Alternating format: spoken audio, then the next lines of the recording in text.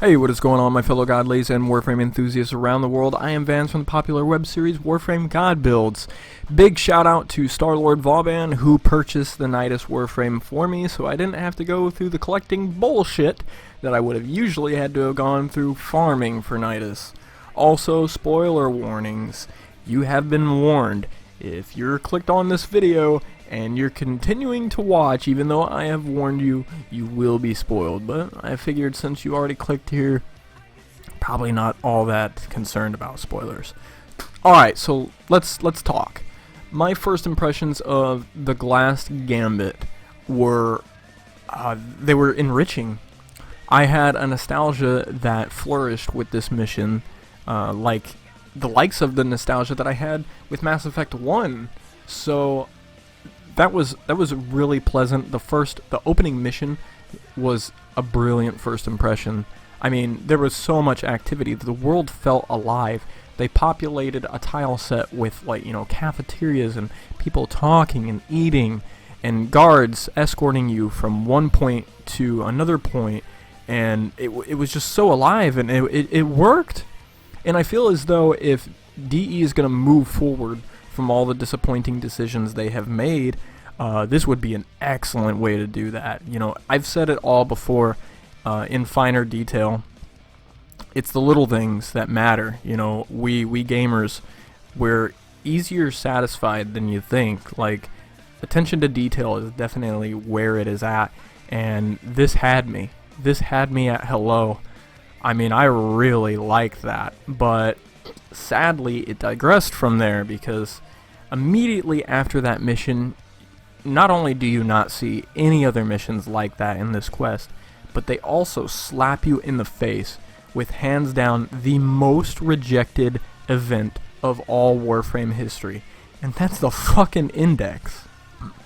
This event was so bad that I went to actually submit a ticket about it, and I realized that there were official YouTube partners bitching about this, on top of everybody else that was complaining. I was hearing a lot of hearsay about just, you know, how dreadful this event was and what, you know, the world of Warframe thought about it.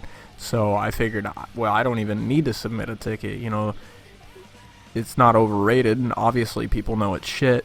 So I don't understand why it was brought back. I do understand, because it does get a little bit more complicated. You start to wager your money for parent sequence prisoners, the Myconians, and it does have a twist to it. My personal gripe with it is it isn't so much the actual Index. It's more or less the fact that, like, where we were fighting most of the time, it looked like abandoned factories or assembly lines. It just looked very dull to me. I mean, I would like to see a gladiatorium or an arena type thing based off Corpus. Hell, I would have even liked to have done a Lunaro. I mean, especially for that point in time where Nef Anyo sabotaged his goal and it kept shooting you and it wouldn't let you deliver points. God, that would have been awesome to see Lunaro in that particular point, and then, you know, just fill the stands with an actual audience instead of like animated scoreboards. Which, talking about the scoreboards, I found it very hilarious that the scoreboards, they just weren't working. They kept displaying 0 to 0, even though, you know, we were clearly into the third round or whatever. That was very entertaining. I don't really much prefer the Index, and I think, you know, if you're gonna force it upon us, do it for like 3 missions. You know, like do 2 missions where we make wagers and then make the wager be big and then have us get sabotaged. Then, just like the normal quest line, we go into a spy mission to turn his cheats off, go back, make the bigger wager, and then go from there, because there was a lot of potential with this quest line. I feel as though it could have played out to seem like something that was bigger than what it actually was. Like, for instance, the beginning, like, say Star Wars were to announce like a new trilogy, right? And they make their first movie be like the whole war starts over something petty, right? Like, for instance, Nef Anyo losing a game of Monopoly, and he's like, oh, I'm just gonna send all of my forces after all of your people, and we're just gonna wage war on you, and it's gonna be horrible, and you're all gonna die. And because the Warframes are helping them out, it's like the reverse of that. Like Nef Anyo he loses all his bursas and he just goes bankrupt. Like, imagine it being like the event that introduced Nef Anyo. And that's another kind of quarrel that I have with this quest moving forward, is that we didn't get to see Nef Anyo in the flesh again.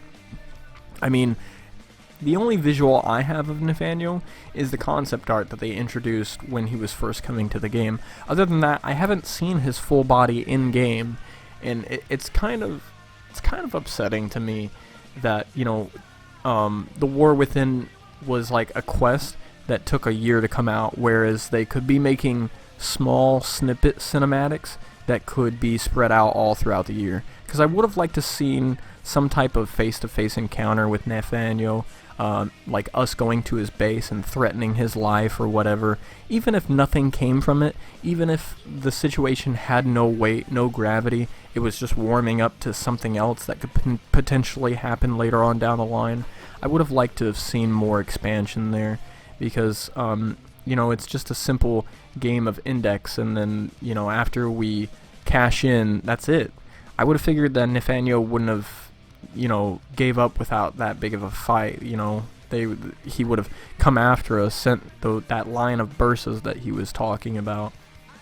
I was hoping it was going to lead on. I was hoping that the events that were introduced into the game were going to be connected in some way, and it would lead into, like, the parent sequence people like the Myconians leading the bursas into those infested walls, something like that, some type of twist, you know, something to really, like, put me on the edge of my seat, make me feel like all the suffering I did in the index feel like it was worth it. So, regarding the entire quest line, I do rate it as, you know, like a solid 4 out of 5, 5 out of 5, something on those lines, because it wasn't shit horrible like Titania. It didn't have me running around the tile sets scanning fucking flowers, and I didn't have to deal with day and night cycles, which are god awful, because in theory, if you go to one side of Earth that should be experiencing day, the other side should automatically be experiencing night. But no, you have to wait 4 hours between rotations, which made that quest even more painful than what it already was.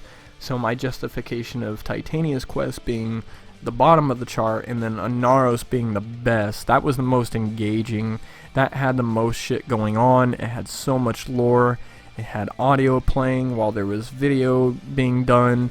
And with this quest, I'm very upset because you can't skip the audio. Like, there's literally points where you're trying to wager, you're fucking clicking that button, and you can't do it because they're talking. Like, I don't want to hear you talk. I'm not your fucking friend. I don't listen to your problems. So, all in all, it was a pretty solid addition to the game. In talking about lore, I'm never gonna bitch and complain about lore, because me as a writer / artist myself, I understand where DE's going with their plan for how they're going to unveil the lore, and I don't particularly do a whole lot of bitching when it comes to storyline. A story is what you make of it as an artist. So all I ever really review is the gameplay and how fun it is, and I just give my honest opinions on it. Now, as for the acquisition of Nidus himself, that is something that if you don't like my rants, switch off the video now, because you're really in for it. They added the Infested sabotage mission, which is pretty much raid number 2. It's like a hybrid survival defense, and you have these like little generators that generate this protective field, and the only way to keep these fields up is to pump anti-serum injector into it. But the thing about it is that you often have to go outside of the protective field to get these things, and the minute you do, your health just starts getting zapped. You get down ultra fast, and it's just the most retarded addition they've ever put into the game. You know, this actually conflicts with other games. This addition is so retarded that it also conflicts with bad updates to other games. Like, for instance, here's one that I haven't mentioned for a long time. Black Desert's being able to sell cosmetics on the market update. The one that made so many users quit. I think that this update, the Infested sabotage, actually competes with the update that nearly killed Black Desert. That's how horrible it is. I'm not exaggerating, guys. This thing is shit fuck horrible. And I'm at a loss for words. At this point, I wonder if Digital Extremes can afford actual playtesters there at the office, because I don't think that they could. If anybody had played this for as little as 5 minutes, they would have realized how fucking terrible it is. I'd rather play like Superman 64 or E.T. for the Atari 2600. That is how shit this mission is. It's AIDS. Oh my god. Even with things that I hate in Warframe, which currently is the relics and nullifiers, I've never suggested that they be completely stripped and pulled away from the game, and that's exactly what I'm suggesting for this mission. I'm not kidding. It's that bad. And maybe I'm being a little bit too harsh on it. Maybe there's some people who see some potential in it. I don't know anybody who enjoys it. I think that you'd have to be like really off in the head to enjoy this. This is just so terrible. And I hear, I've got friends that are telling me that the forums are actually enraged by this, and that Reddit's going nuts. I don't know. After the sissy frame shit, I'm not going back to the forums. I made the decision that I'm just not ever going to do that again. So if the world is in solidarity about this infested sabotage, then congratulations to the Warframe community. They're finally wising up, because this is absolute trash. This is the most garbage thing they have ever done. Like, out of any of the bad decisions Warframe has ever made, this is a bad decision times 5. It's fucking god awful. And then to make matters worse, after you farm and complete Nidus's production, you finally get to open up that infested room, you know, and see what's behind door number 2. And it's very anticlimactic. It essentially had a lot of build-up and asked a lot of questions. I mean, there was a lot of hype behind this door, just for you to get pricked in the neck, and then voices come to you from the grave, seemingly, and refer to you as master. Nidus is the only one who can open this door, so if you don't have him, you're not opening it anytime soon. Not that you're missing much, because you sit in a chair, a thing pokes you in the neck, and voices talk to you. It's very confusing. It asks more questions than what it answers, and I don't think that that was a good idea moving forward. With the amount of hype that was behind it, I just expected a little bit more. And maybe that's my downfall with reviewing these quests, is that I raise my bar of expectations higher than what it should be. People point out to me that it's a free-to-play game, and I regard it as the best free-to-play game on the planet. So with that being said, I should have a little bit of patience, and I should give DE some credit here and, you know, applaud them for a job well done. This was a solid addition to the lore. It did provide some dynamic, and maybe, you know, they can learn some things, hopefully, moving forward, and not introduce us to more things that they already know we dislike. That's my only concerns, and I thought that I should share it all with you because, contrary to popular belief, I do want what's best for the game. It's my favorite game, and I'll continue to pump out content for it as long as I have faith in it. So if you guys thought this video was informative and you enjoyed it, it always helps if you smash that like button, comment, subscribe, share, and until next time, this has been Vance, signing out. Peace.